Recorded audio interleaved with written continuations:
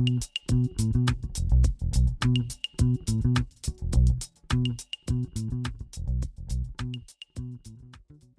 everyone, Dr. Jerry Duggar here with the Simple 7 Lifestyle Podcast. Another episode coming at you today. Hope that you're having a fabulous day, and we're going to talk about some things that I think are really important and help you and your family in trying to maximize your health and well-being. So without further ado, let's dive right in. You know, in my neck of the woods in Utah, we've had a crazy winter, record amounts of snowfall, and we're all just can't wait for spring.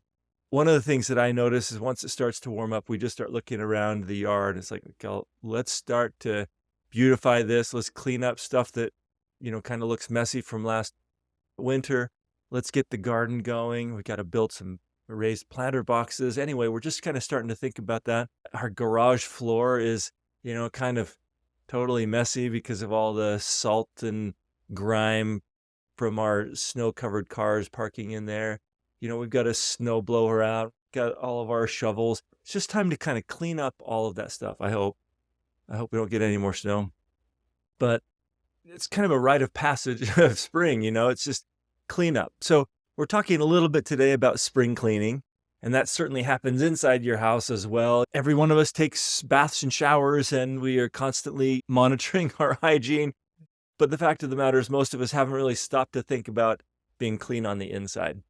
Of course, it's a little bit different. We don't accumulate dirt and grime per se on the inside, but we do accumulate a lot of toxins and byproducts of living in the environment that we live. When I take my car in for an oil change, they always check the air filter and the oil filter. Why? Because those things are designed to basically protect the inside of the car from things in the environment. So let's think about the fact that our body has filters, okay? It has mechanisms in place to help our body prevent too many junky things coming in, but also more importantly to detoxify and to clean out the system. So I realize if I'm ever going to try to persuade somebody to change their behaviors a little bit to, decrease the toxic burden that they're experiencing, I probably have to bust a few myths along the way. And so in line with some of the past episodes where we've kind of taken this myth busting idea, we're going to stick with that today, and we're going to bust a few myths. I want to set the record straight on what detoxification really is, take the mystery out of it. I want to help you see that detoxification really isn't weird. It isn't anything outside of what our body's already able to do. It's a pretty simple process, but there are things we can do to maximize how well these systems in our body are working. Okay, so let's dive in. So myth number one, I don't have any major health complaints and no major problems, so I'm sure I don't need to worry about detoxification. That's just a weird new age thing, I think, and I don't need to worry about it. That's stuff Gwyneth Paltrow does, but not me. Well, the truth is, it kind of speaks to the idea of why I need to detox. When I was growing up in school, I learned that really our genes were major determinants of our health. And at the time, the scientific establishment had yet to fully map out the human genome. And so there was still this great hope, maybe, that we'd find simple answers that would spell out, kind of what's going on with all of these disease processes. And we'd be able to find the answers and figure out which gene was a problem.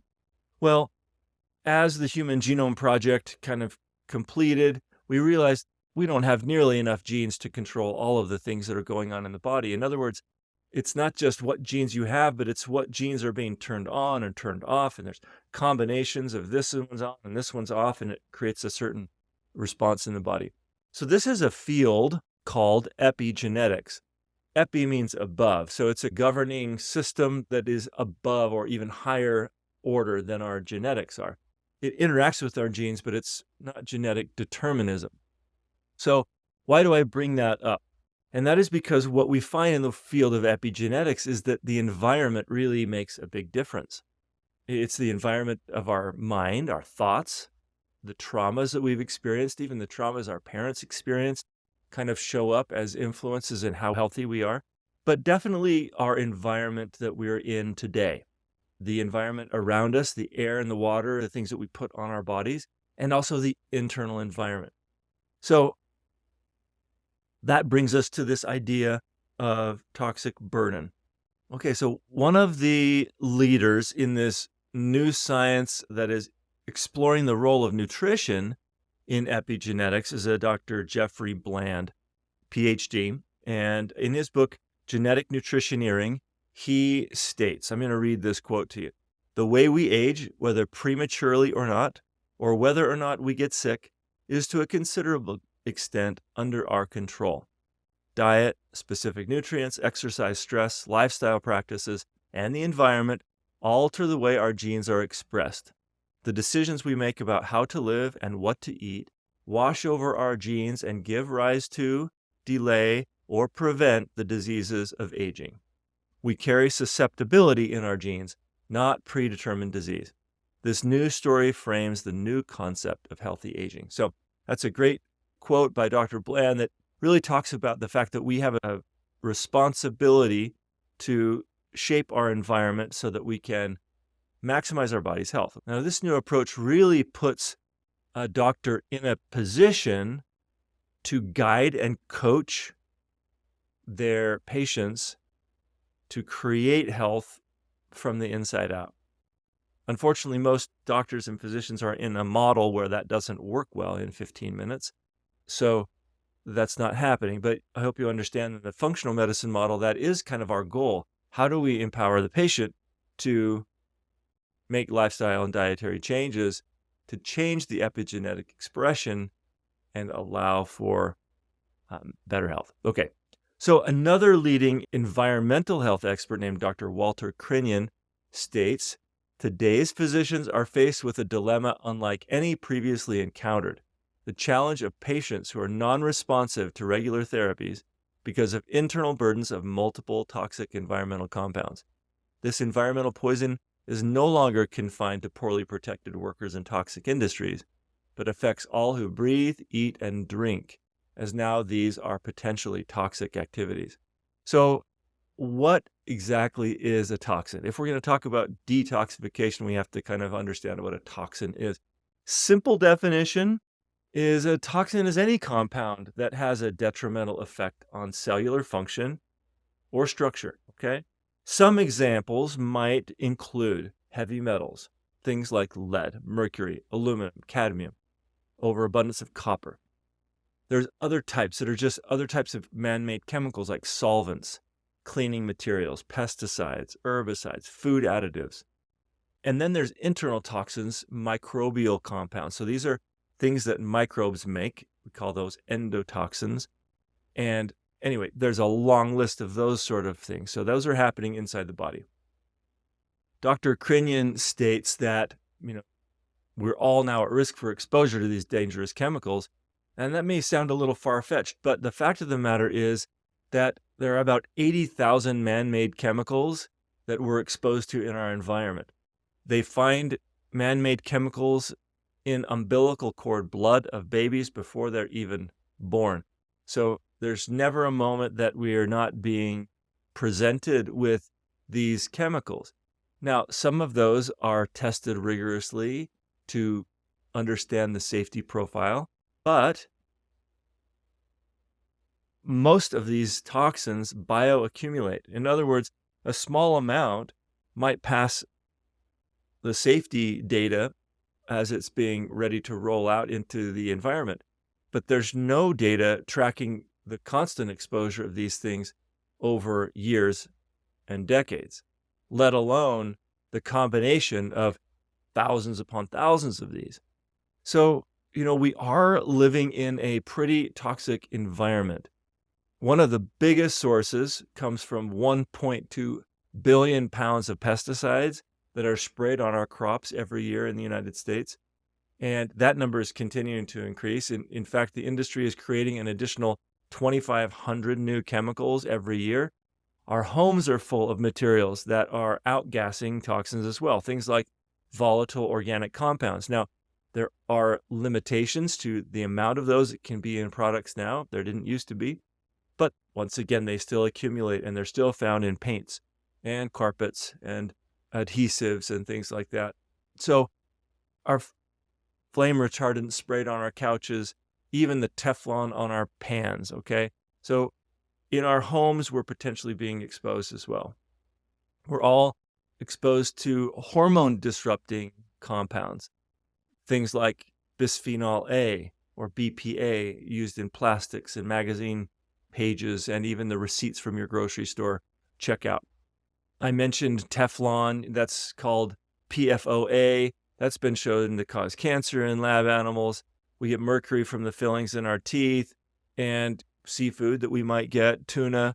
Many of these are found to be high in mercury. So you can see that there's a lot. We're going to talk about what you can do to address all of those things. So I don't want this to be too discouraging at this point. But it's not even so much that we have all this coming from the outside. Our internal toxicity, as I've mentioned before, needs to be addressed. So we've got waste products of bacteria.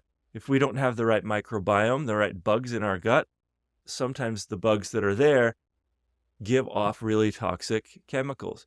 Things like LPS, which is a major inflammatory driver.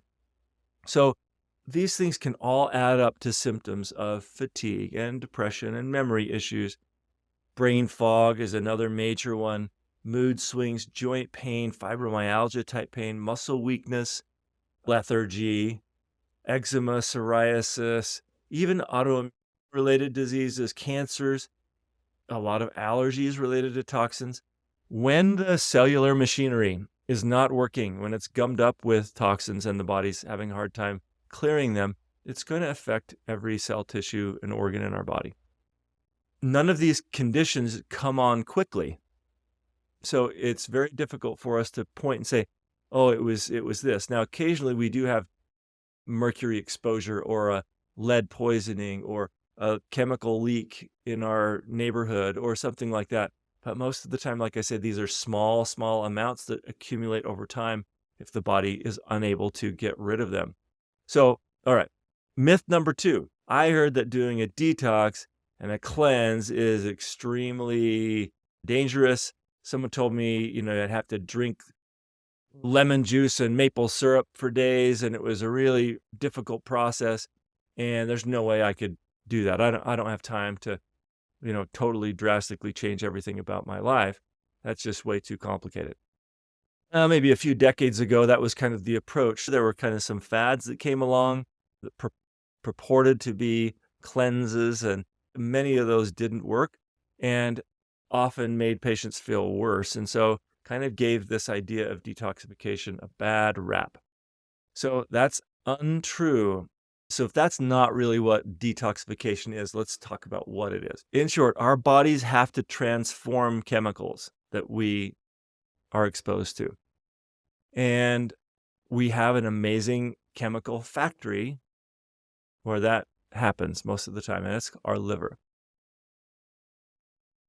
This is a nutrient-driven process. In other words, it takes specific nutrients, vitamins, minerals, and cofactors for our liver to take poisonous, toxic substance and turn it into something that is not toxic, that can be eliminated.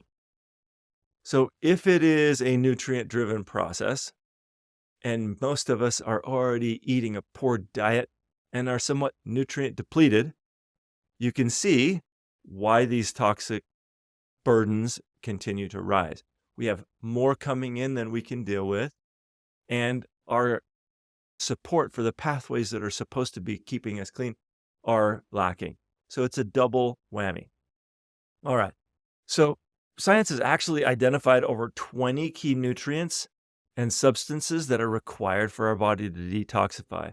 High levels of B vitamins, branched chain amino acids, flavonoids, antioxidants, several key fats, vitamins A, C, E, CoQ10. I mean, there's a lot.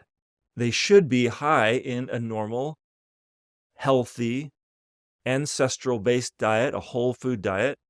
We should have access to these nutrients.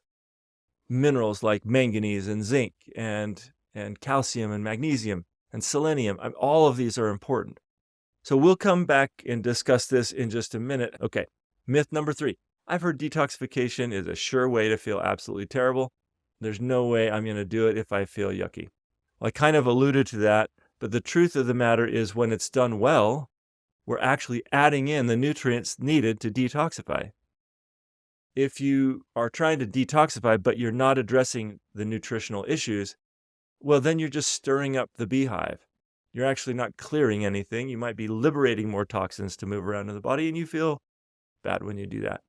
There's no need for detoxification to be super aggressive and to cause symptoms. But I want you to think about detoxification kind of as a multi-step process in the body. So the liver has 2 steps called phase 1 and phase 2. They were really clever when they named those. But think about it this way. In your home, I'm sure multiple rooms in the home have a garbage can. So as you're consuming and doing things and, unpackaging something you bought or, whatever, you're throwing away the garbage in the garbage can in your bathroom or in your bedroom. Maybe once a week, you kind of go through the house and you collect all the garbages. And then you take those to the big garbage can, maybe out in your garage or in your side yard or something. And then once a week, the city comes by and picks up that garbage and takes it to the landfill. So think about the fact that we have to kind of package these toxins in the local places where our cells are working. And then they have to be kind of transported to a main collecting place. And then we have to take that collection of garbage and make it available to be removed from the body. So we've got this interplay between the liver, the gallbladder, and the small and large intestine, and also the kidneys, okay? So what would happen if we collected the garbage, but we never took it to the street? Well, eventually, you're going to run out of room in the big garbage can, and then it's going to start piling up and piling up. And so if we have an imbalance between these phase 1 and phase 2 systems, sometimes we can back up and the body's not able to clear and actually get these toxins out. So that's what I'm talking about as the toxic burden internally goes up, is the inability to kind of go through this phase 1 and phase 2 process and then get it into the gut. Some people call that phase 3 of detoxification, where we're bringing those toxins and getting them into the gut or into the kidneys. The whole idea is to turn these into something that's water soluble that can be excreted either through the bile and then through our stool or through urine and through the kidneys, okay? So there are nutrients related to each one of those steps and processes. Now, what's really, really cool, I might just add, is that our gut microbes even get involved. So once toxins start to move through the gut, our digestive system that's loaded with beneficial microbes have the ability to break down toxins even more. And so maintaining a good, healthy microbiome with the right type of flora, probiotics, helps our body to detoxify. Very cool. So what's the point of all this information? Simply, if you don't look at detoxification as a holistic process that involves lots of different systems, it's likely that you're only going to stir up toxins and actually not clear them. Okay, so we know we need to detoxify. The burden in our environment is high and our nutrient levels are often depleted, okay? We know that it needs to be done the right way by working with the body with its natural detoxification process, just maybe supporting it a little bit more. All right, so that starts with a nutrient-dense diet. A diet doesn't have to taste like cardboard. In fact, a nutrient-dense diet will taste amazing. It should be loaded with a variety of fruits and vegetables, delicious organic meats, colorful fruits, vegetables, healthy fats, nuts, seeds, legumes. These are all sources of the nutrients that our body needs. They can all be part of a detoxification plan. Now, there is some benefit to reducing the quantity of food if we're trying to just give our digestive system a little rest. So that's different. It can go together with a detoxification process. So sometimes we'll work on a really nutrient-dense diet for a few weeks, and then we'll go through a period of time where we're decreasing the amount of food that's coming through the system, and then we can gradually kind of ramp back up to normal portions. So make sure the nutrients are going in, then give the gut a little bit of a rest, and maybe practice some fasting like we talked about in the previous episodes, and then gradually reintroduce foods again. Excellent way to relieve the burden of the liver, gallbladder, and gut. Okay, so we have to eliminate inflammatory foods, gluten, dairy, sugar, even some vegetables that are nightshades if you're sensitive to those. Anything you react poorly to if it causes any symptom, or even if it doesn't cause a symptom, a great experiment would be to reduce and go on a healing anti-inflammatory diet. And that can be done for several weeks. All right, so now what about supplements? Turns out they're actually very important. So there are many companies now, specifically that work in the functional medicine space, that are pharmaceutical grade, professional grade supplements that will package things together specifically for detoxification. So like I said, we know the nutrients that are needed, and so they plug those in high amounts. So I recommend that you consider a good quality supplement even on top of this anti-inflammatory whole food nutrient-dense diet. Okay, now what about our environment? We talked about that. So we do need to detox our environment. That means becoming aware of the environmental exposures. We can rarely have any impact on the environment at large. We can gradually shift our homes and our office environments. Simple things like switching out your chemical-laden cleaners and soaps and laundry detergents for cleaner options would be a great place to start.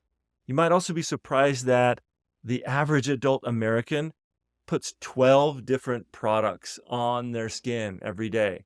That's detergents and, under deodorants, antiperspirants, those sort of things. Women, of course, put on all sorts of different types of makeup. That adds up. I've seen the number 168 unique ingredients on our bodies every day. Men, we use about 6 products, including our shampoos and things like that, with about 85 chemicals every day. So personal care products need to be looked at. We need to find safer approaches. And gratefully, there are a lot more out on the market. Tammie recommends a specific type of makeup that you'll find that on our website. There are great cleaners and things to shift towards. And I would advocate that you kind of go through your home and try to eliminate as many of these chemicals as you possibly can. Now, when we ingest toxins, our stomach acid and our digestive enzymes have a chance to act on them and affect them, what we call first pass detoxification. Not so with our skin. That's why it's so important to not put things on our skin that are damaging. And luckily, there are a lot of options when it comes to toothpaste and deodorants and shampoos and makeup, right? In fact, many of those things can be made at home. We've replaced virtually all of our products with homemade options. That takes a little bit of time and know-how to kind of make the right recipes, but once you've done it, it's so cheap and things work amazingly well. So I'd encourage you to learn how to replace some of these toxic chemicals from your body environment. All right, now key number 3, let's talk about seasons. Many ancient healing philosophies and approaches were mindful of the changes of seasons and kind of the cyclical nature of the environment around us. I mentioned at the very beginning, spring cleaning happens outside and inside our homes, and that becomes an excellent time for us to also work on our detoxification. When it comes to detoxification, we recommend taking a few weeks in the spring and once again in the fall to focus a little bit more attention on detoxification. So this is a perfect time to learn how to detoxify and improve your health. Okay, so just as a summary, I'm going to give you the rundown of what you can do right now this spring to work on detoxifying your body. Number one, make sure that your diet is full of healthy organic fruits and vegetables, lean, grass-fed organic animal products, and healthy natural fats and oils, okay? Work hard at eliminating processed foods, man-made foods, soda pops and energy drinks and packaged chips and stuff that you buy in the middle of the grocery store. Let's shop the perimeter and let's think of whole foods. Okay, now, next thing, add in key supplements, the critical ones to support the liver and the gut.